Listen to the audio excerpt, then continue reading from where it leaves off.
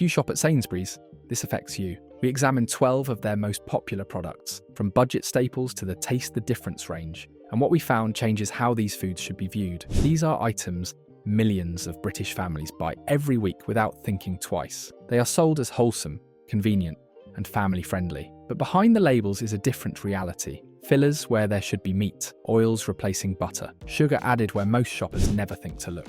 By the end of this, you'll understand why these products sell so well and why so few shoppers ever question them. Number 12. Sainsbury's Basics Chicken Nuggets, the freezer aisle staple that parents grab without thinking, quick to cook, cheap to buy, and something the kids will actually eat. Sounds innocent enough, but take a closer look at what you're actually feeding your family. Sainsbury's own chicken nuggets contain just 55 to 60% chicken. The rest is a patchwork of starches, oils, and industrial additives. Maize starch, potato starch, rice flour, tapioca starch, rapeseed oil, raising agents like the sodium diphosphate and sodium carbonates, stabilizers like xanthan gum, dextrose, flavorings. The ingredient list reads less like food and more like a chemistry project. And here is the part that should concern every parent. These products are classified as ultra-processed foods. Multiple studies have linked high consumption of ultra-processed foods to increased risks of obesity, type 2 diabetes, and cardiovascular disease. Yet we hand them to children as a convenient dinner option, assuming that because it says chicken on the packet, it must be mostly chicken. Real chicken nuggets need only a handful of ingredients: chicken breast, breadcrumbs, egg, seasoning. That is it. What Sainsbury's sells is an industrial reconstruction of what chicken nuggets should be, engineered for texture, extended for profit, and padded with cheap fillers your body was never designed to process every day. But this is just the beginning, because the next products are sold as healthy choices. Number 11. Be Good to Yourself yogurts. The name alone is a masterclass in marketing psychology. Be good to yourself. It practically whispers virtue into your ear as you place it in your trolley. Low fat, healthy choice. Perfect for someone watching their weight. Except the reality is far less virtuous than the branding suggests. When manufacturers strip fat from yogurt, they face a problem. Fat carries flavor. Remove it, and you are left with something bland, thin, and unappealing. So what do? They compensate with sugar, with sweeteners, with modified starches, and stabilizers designed to artificially recreate the creamy texture that natural fat would have provided. Many low-fat yogurts at Sainsbury's, including those in their health-focused ranges, contain sweeteners like acesulfame K and sucralose. These are synthetic compounds that provide sweetness without calories. Sounds like a win, until you consider the emerging research linking artificial sweeteners to disrupted gut bacteria, increased sugar cravings, and potential metabolic effects that scientists are still working to understand. Then there is the sugar itself. Even yogurts marketed as healthier options often contain added sugars, glucose syrups, or fruit preparations that spike your blood sugar almost as sharply as a dessert would. The fat they removed was never the enemy. Your body knows how to process natural dairy fat. What it struggles with is the cocktail of sweeteners, thickeners, and refined sugars they replaced it with. A plain, full-fat natural yogurt contains one ingredient: milk. That is what yogurt is supposed to be, and if the so-called healthy option is this compromised, imagine what they have done to the indulgent treats. Number 10. Taste the Difference salted caramel brownies. Premium packaging.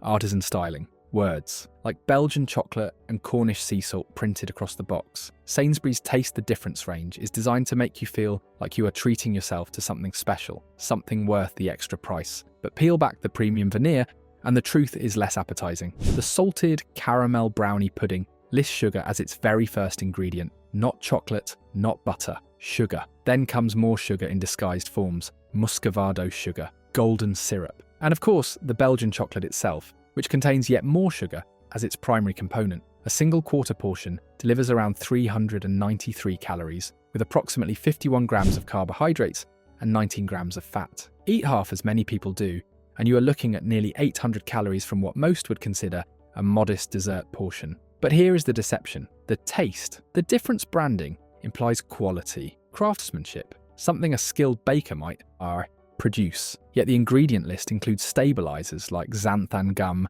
and guar gum, industrial thickeners that no artisan baker would reach for. The premium image is exactly that, an image. Underneath, this is another ultra-processed product, engineered in a factory to hit specific texture and taste targets while maximizing shelf stability. Real brownies need flour, butter, eggs, sugar, and chocolate. 5 ingredients. This product contains over 20, including starches and gums that exist purely to maintain an artificial consistency. Premium price, industrial reality. And if that surprises you, wait until you see what lurks in something as simple as ketchup. Number 9, Sainsbury's tomato ketchup. Every kitchen has a bottle. Every child reaches for it. Ketchup is so ordinary, so ubiquitous that most people never think to question what is actually inside. After all, it is just tomatoes, right? Look at the label on Sainsbury's standard tomato ketchup and the picture becomes murkier. Water is often the first ingredient, not tomatoes. The tomato puree content can be as low as 19 to 29% depending on the product tier. Then comes sugar, spirit vinegar,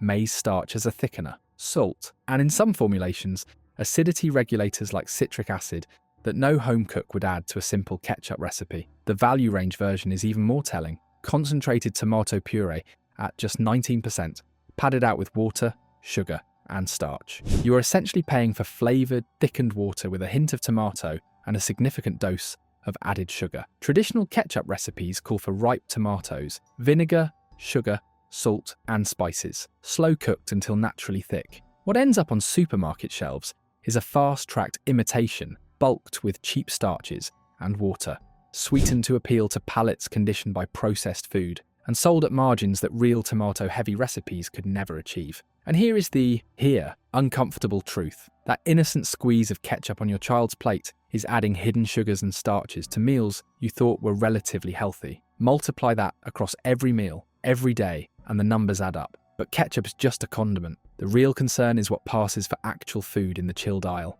Number 8, Sainsbury's value sausage rolls, the lunchbox staple, the party platter filler, the grab-and-go snack that costs almost nothing and fills a hungry gap. Sainsbury's value sausage rolls are one of the most purchased convenience items in the store. But what exactly are you getting for that bargain price? The Stamford Street Company version, Sainsbury's budget tier, contains just 17% British pork. 17%. That means over 80% of your sausage roll is something other than sausage. Fortified wheat flour dominates the ingredient list. Then comes water, palm oil, onion, potato starch, pork fat as a separate ingredient, rapeseed oil, sugar, and a parade of seasonings designed to make the minimal meat content taste like more than it is. Even the mid-range Sainsbury's sausage roll manages only 27% pork. Nearly 3/4 of the product is pastry, water, and fillers. The premium Taste the Difference versions climb to 35 or 42% pork. But at that point you are paying significantly more for what should have been the baseline all along. Real sausage rolls from a proper butcher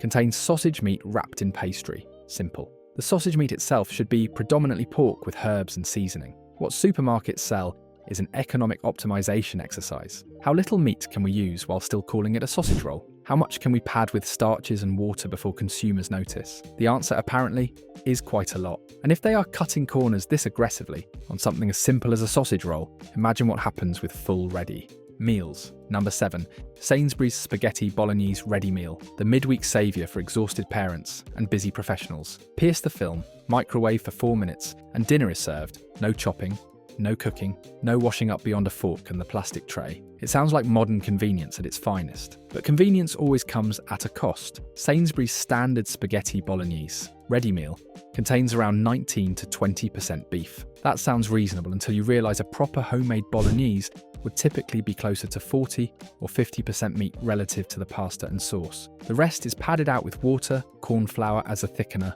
sugar, and rapeseed oil. Then there is the salt. Ready meals are notorious for high sodium content because salt is cheap flavour. It masks the blandness of low-quality ingredients and extends shelf life. A single portion can deliver a significant chunk of your daily recommended salt intake in one sitting. And the ingredients list tells another story. Beef stock that is mostly water with beef extract and yeast extract for flavour boosting, added sugar to balance acidity, industrial oils for texture and mouthfeel. This is not cooking, this is food engineering, designed to hit specific taste targets at the lowest possible production cost. A genuine spaghetti bolognese requires mince, onion, garlic, tinned tomatoes, herbs, and time. 20 minutes of actual effort produces something incomparably better for your body. But we have been conditioned to believe we do not have 20 minutes, that the plastic tray version is good enough. It is not. And the same shortcuts appear in foods many people eat first thing in the morning. If you're learning something new here, hit subscribe and keep these eye-opening breakdowns coming. Number 6, Sainsbury's butter croissants. Flaky, golden, impossibly light. The The butter croissant is meant to be a simple pleasure. Flour, butter, yeast, and a French baker's patience. But the supermarket version has drifted far from its Parisian origins. Sainsbury's all-butter croissants contain 20% butter. That sounds respectable, until you understand what traditional croissants require. An authentic French croissant is roughly 1/3 butter by weight, layered painstakingly through the dough to create those delicate, shattering layers. 20% is the minimum needed to legally call it a butter croissant while keeping costs down. The ingredient list tells a familiar story: fortified wheat flour, water, sugar, flour treatment agents like ascorbic acid, which accelerate the rising process and allow industrial bakeries to produce thousands of units per hour rather than waiting for natural fermentation. The result is something that looks like a croissant, feels roughly like a croissant, but lacks the depth and complexity of the real thing. And then there are the non-butter versions. Some Sainsbury's croissants substitute palm oil for much of the fat content, adding emulsifiers like mono and diglycerides of fatty acids to simulate butteriness. Others use concentrated butter mixed with vegetable oils to reduce costs while maintaining some butter presence on the label. These are not croissants in any traditional sense. They are industrial approximations, manufactured for shelf stability and price point, rather than taste and nutrition. Fine as an occasional convenience perhaps, but dangerous as a daily habit. The refined flour spikes blood sugar. The industrial fats offer none of butter's nutritional complexity, and the whole package delivers empty calories dressed up as continental sophistication. But at least croissants are honest about being a treat. The next item pretends to be something it is not. Number 5. Sainsbury's Jaffa Cakes own label. Light, sweet, dangerously Moorish. Jaffa cakes are designed to be eaten in multiples, and that is precisely the problem. What feels like a modest snack quickly becomes a sugar delivery system that sends your blood glucose on a roller coaster. Look at the ingredients on standard Jaffa cakes, and the first thing listed is often glucose-fructose syrup. Not flour, not chocolate, not orange, syrup. Then comes sugar as a separate ingredient. Then more sugar hidden in the chocolate coating, which itself contains vegetable fats, including palm and shea, rather than pure cocoa butter. The sponge base adds wheat flour, whole egg, and yet more sweeteners. A single Jaffa cake contains around 46 calories. That sounds innocent, but who eats just one? The portion size psychology is deliberate. Each cake is small enough that taking another feels harmless. 3 becomes 6. 6 becomes the whole pack. And suddenly you have consumed a significant sugar load while barely feeling like you have eaten anything substantial. The blood sugar spike hits fast. Glucose-fructose syrup is rapidly absorbed,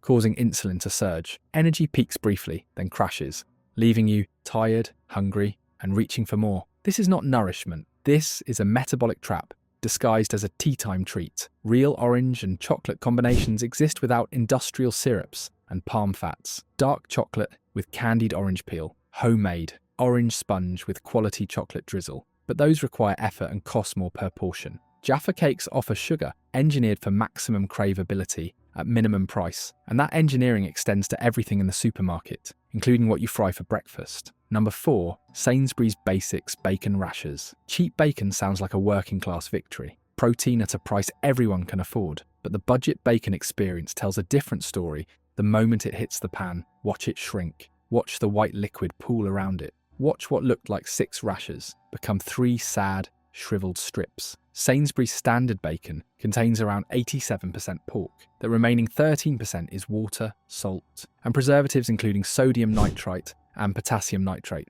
The water is injected during processing to increase weight. You are literally paying bacon prices for added water that evaporates during cooking, leaving you with significantly less meat than the packet suggested. Then there are the preservatives. Sodium nitrite is linked in some studies to increased colorectal cancer risk when consumed regularly. Potassium nitrate, also known as saltpeter, has been used in curing for centuries, but adds to the overall chemical load. The budget ranges often push these to the maximum permitted levels because they extend shelf life and reduce waste. Traditional dry-cured bacon loses moisture during the curing process. It is denser, meatier, and shrinks far less in the pan because there is no added water to evaporate. The premium Taste the Difference range offers 90% pork with proper air-dried curing, but at a significantly higher price point. What the Basics range offers is an illusion of value. The packet weight includes water you will never eat. The price per gram of actual meat is higher than it appears, and the preservative load is maximized for commercial efficiency.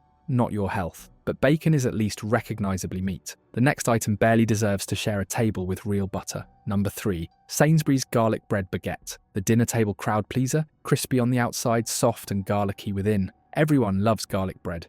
But what Sainsbury's sells as garlic bread is a study in butter substitution and industrial shortcuts. Check the ingredients on Sainsbury's standard garlic baguette. Butter appears, yes, but at just 3.5%. 3.5% in a product called garlic bread. The rest of the fat content comes from palm oil and rapeseed oil, industrial fats that are significantly cheaper than butter and behave differently in your body. The budget Stamford Street version is even more revealing. Zero butter. Just margarine made from rapeseed oil and palm oil, with emulsifiers and artificial colour to make it look more appetizing. The garlic content drops to a mere 1.5%. You are eating flavoured oil on bread and calling it garlic bread. Real garlic bread requires butter, garlic, parsley and bread. 4 ingredients. What supermarkets sell contains flour treatment agents, emulsifiers like mono and diglycerides of fatty acids, acidity regulators, colours like carotenes and starches, industrial additives that no home cook would reach for when making something so simple. And the salt content is substantial. Salt enhances flavour cheaply, masking the absence of real butter and compensating for the low garlic content. A single portion delivers a significant hit of sodium alongside those industrial fats. This is not garlic bread. This is a butter-flavoured product engineered for cost efficiency, using the cheapest fats available and the minimum garlic necessary to justify the name. And if they are cutting corners on something this simple, imagine what happens with coated chicken. Number 2, Sainsbury's Southern Fried Chicken. Crispy, comforting, and unmistakably Moorish. Southern fried chicken feels like proper food, the kind of thing that should be relatively straightforward. Chicken pieces, seasoned coating, fried until golden. How complicated can it be? Very complicated, apparently. Sainsbury's Southern Fried products contain an extensive list of ingredients that goes far beyond chicken and breadcrumbs. The coating alone includes multiple flours: wheat flour, rice flour, maize flour, and starches like wheat starch, tapioca starch, and potato starch. Then come the raising agents: disodium diphosphate and sodium carbonates, dextrose for browning, yeast extracts for flavour enhancement, citric acid, multiple pepper extracts, flavourings, oils. The chicken content varies by product. The breast fillets contain around 75 to 76% chicken, which sounds acceptable until you calculate that nearly a quarter of what you are eating is coating and additives. The goujons drop to 57% chicken, meaning almost half of every piece is processed coating. These products are classified as ultra-processed foods. The coating's engineered for specific crunch, colour, and flavour profiles using industrial additives that would never appear in a home kitchen. The chicken itself is often chopped and shaped rather than whole muscle, allowing cheaper cuts and trimmings to be reformed into uniform pieces. A home cook makes Southern Fried Chicken with chicken pieces, buttermilk, flour, and spices. 6 or 7 ingredients. What Sainsbury's sells contains over 20, including multiple industrial starches, flavour enhancers, and processing aids. But even this pales beside the worst offender on our list. Number 1, Sainsbury's Value Pepperoni Pizza, the ultimate convenience food.